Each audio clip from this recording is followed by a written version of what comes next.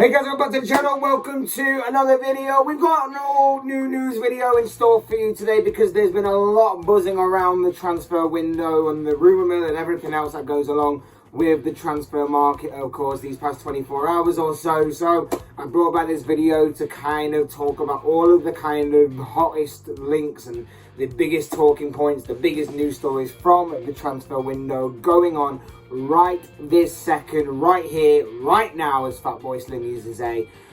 But before we get into all of that, I've been talking about all the kind of stories that are buzzing around right now. I would like to remind you all to please like the video and also subscribe if you're new. Both things will always and probably greatly appreciated. But for now, let's get into the headlines.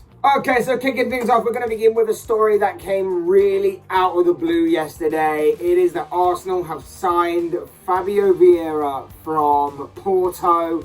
Of course, Arsenal going after someone called Vieira. History tells us that that might be a very good signing, but that's as far as it may go, of course. But talking about Fabio Vieira, this is a story that broke yesterday. Broke within the past 24 hours or so, been buzzing around, and it seems that Arsenal have got their man. That not many people knew about this story was going to be happening and everything. Like I say, this one certainly came out of left field. It seems that Arsenal have signed a midfielder for somewhere in the region of £34 million.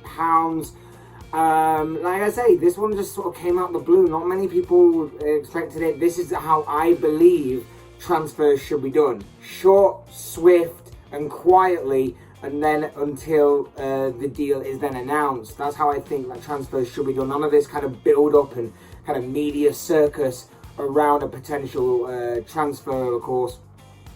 But that's just me. He's a very technically gifted player. He is more of an attacking-minded midfielder. He comes in and obviously helps add depth and quality to an area in the Arsenal squad that I believe needs it in the centre of midfield. He scored 6 goals and recorded 14 assists for Porto last season in, I believe, 27 appearances in the Portuguese league. So it's a pretty good return, to say the least.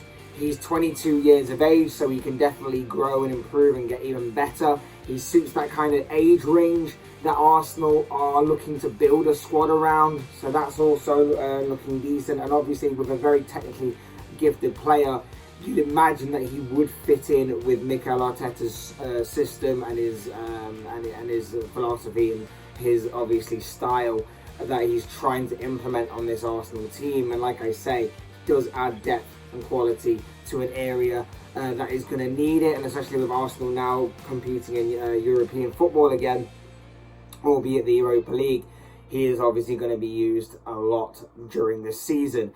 And it just seems like Arsenal have now sprung into life in this transfer window. This signing coming out of the blue seemingly ignited it. We obviously know about the Gabriel Jesus stuff. We talked about that yesterday. That one seems to be moving along nicely and in the right direction for Arsenal. That deal could be getting closer and closer to being done. So interesting and then exciting times do lie ahead in terms of that. But also, there is the Yuri Tielemans leak. That is still very much a deal that remains very much possible for the Gunners to get across the line before the end of the transfer window. So keep your eyes on that one. Even though a midfielder has been signed here, Tielemans could still be on the cards for Arsenal going forward. Could be a very exciting and interesting transfer window for Arsenal yet to come. I'm going to stick with Arsenal for our next story because this one involves their striker Edin Dzeko, who has signed a new deal at the Emirates Stadium until 2027. His original contract was set to expire at the end of this month, but after what's seen to be a decent end to the season for Nketiah, Mikel Arteta and Arsenal have decided to offer him a new contract, to which he has accepted, and he's been rewarded for his fine form at the end of the last campaign. Nketiah scored 10 goals in all competitions for the Gunners this season and will add obviously more depth to an attacking area that needs it. Obviously, if Gabriel Jesus does come in, you would imagine that he will be playing second fiddle to that striker. And I understand the piece of business that's been done here. I understand that adding more depth to that role, if they can't bring in, say, another striker, for example, is understandable as to why they've decided to keep Nketiah. They've already lost Alexander Lacazette, of course. He can obviously do a job. He can do a role as a backup striker. He can add fresh legs if Jesus is in need of a rest or needs to come off for injury or whatever it may be. He can obviously add fresh legs to that. I just don't think he's really good enough for Arsenal. I think there is a massive question mark over his consistency. I don't know whether it's going to obviously all come together for him over time. I just don't see him, in my opinion, being good enough for Arsenal. A step down, a couple of steps down perhaps. Maybe a Crystal Palace, maybe he might flourish there. I just don't see it happening for Arsenal. I just think this is a more depth over quality situation, with all due respect. And I just see this as a small piece of business in terms of adding depth, but I just don't see it as anything more than that. But yes, Edin Dzeko has signed a new deal until 2027 at Arsenal. Moving on, we're going to go to Manchester City next, who are looking at preparing for a move for one Calvin Phillips. Now, City are looking to open their checkbook once again and splash the cash on a new midfielder in the form of Calvin Phillips of Leeds, of course. He's a highly rated player. He's obviously Premier League proven, played very well for Leeds, particularly in the first season. We didn't really see him much this season due to the amount of injuries he picked up, but that is because I think Marcelo Bielsa and England pretty much run this guy into the ground, and that is why it's kind of hindered this season. But there's no doubt that he is a quality defensive midfielder, and with that being said, he is of course being brought in to provide a cover and a challenge to, of course, Rodri, who currently occupies that position from the start in that kind of CDM role. With Fernandinho obviously leaving this summer, it's easy to understand why City would look for his successor and obviously to provide cover in that area. And it seems that Phillips is the answer to those questions. Leeds probably knew this was only a matter of time before a big club came calling for Phillips. He was obviously highly rated when Leeds made the transition from the Championship to the Premier League, and it was seemingly only a matter of time that obviously once he hit the ground running in the Premier League, that obviously he would then be attracting the interest of bigger clubs. We knew that obviously a lot of the bigger clubs around the top of the table, or to the top six, shall we say, came calling. I think there was like interest at one point from the likes of Tottenham and Manchester United, maybe in Liverpool and Chelsea at some point. But City were mentioned a lot, and that is obviously what we know right now, is that City are very much interested in signing the England midfielder. I would imagine that Leeds would try and play hardball with the asking price. I imagine they would be very reluctant to sell Phillips, and they would try and get as much money as they can out of him. But with it being Manchester City, you would imagine that once they set their eyes on a target, they very, very, very rarely miss out on attaining him. And that is what I see here. This will obviously reinforce City's squad even more. It will make them even stronger, add both depth and quality to that midfield position, adds to their homegrown and English talent requirements within their squad selections, and obviously will provide energy and a battling mentality in that midfield. Someone who doesn't mind sticking his foot in, going in for challenges, doing the dirty work, so to speak. That is exactly what you're going to get from Calvin Phillips if obviously City do acquire his services. So looks like it's going to be a very good move, but we wait and see if this can obviously get over the line, which I would imagine it will, but just on the off chance it doesn't, a lot of work to be done on this one. Sticking with City for our next story, this one involves Marc Cucurella of Brighton. City are said to be preparing their first and opening bid for the Spanish left-back. He's certainly impressed a lot of people during his debut season in the Premier League after signing for Brighton last year, of course, after the Seagulls broke his €80 million release clause.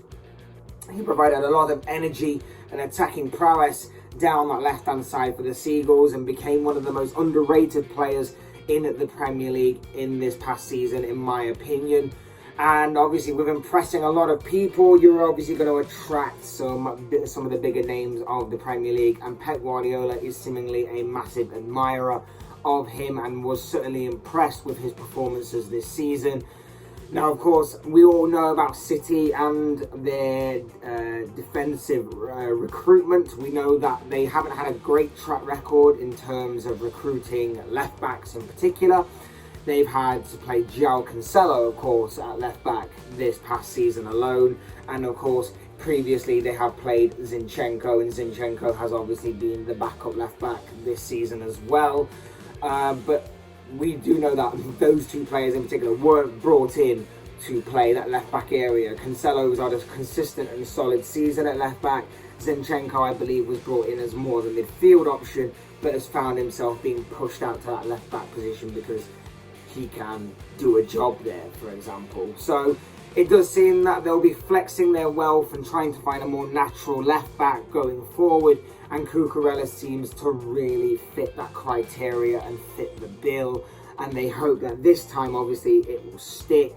For Brighton, it's another window in which their best players are leaving. They lost Ben White obviously last summer. They've already lost Yves Bissouma this summer, and could be about to lose Cucurella as well. It will be interesting to see if a deal can be struck between these two. I think Brighton hold all the cards in terms of obviously his contract being well within their hands, so they will boost up the asking price and try and get him for a fairly respectable fee for them, obviously. But of course, like I mentioned before with Calvin Phillips, this is Manchester City, and when they lock eyes on a target, they very rarely miss that target. And so whilst Brighton may be very reluctant to sell, I'd imagine that if the price is right, and obviously City do have an abundance of money, and probably with how big City are, Cucurella might be thinking of leaving and going on to have, with all due respect, obviously a more successful career, then obviously it probably is a massive uphill battle for Brighton to keep hold of Cucurella going forward, and we could be seeing him in a Manchester City shirt before too long. But we wait and see what happens. We wait and see what happens on the future of Marc Cucurella. But he is attracting the interest of Manchester City, and City are said to be preparing their opening bid for the Spanish left back. Our next story features Sadio Mane. We talked a lot about this before, but now something seems to be moving in the right direction with this, because Bayern are said to be preparing an improved offer for the Senegalese winger, an offer that is either going to be very close or matching Liverpool's valuation of the left winger. It seems that this deal is edging ever closer, and that Mane is heading towards the exit door at Anfield very, very soon. It's being said that Liverpool have obviously put a valuation of £42.5 million on the Senegalese winger, and that Bayern will return and will either be very close to or match that kind of valuation.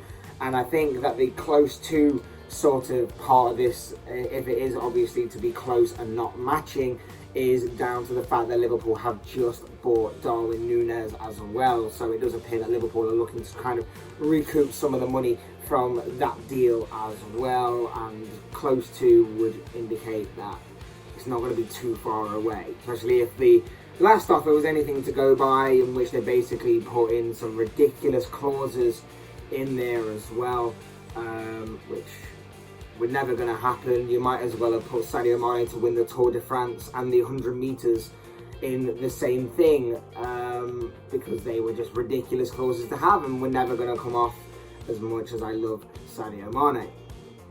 Personal terms are said to be already agreed upon. Everything is on course for this deal to go through. It's just the fee that is seemingly holding everything up right now, but it does appear that this is moving in the right direction for Mane to leave, and it will happen very, very, very soon. It'll be obviously sad for me to see him leave. I've admired Sadio Mane since he walked through the door at Liverpool, provided some incredible memories, obviously being a part of the Liverpool squad that has won so many things and provided so many great moments during his time at Liverpool. I've spoken about Mane before in a previous video, so do go back and try and find that. And if you want more details on Mane leaving for Bayern and everything along that lines.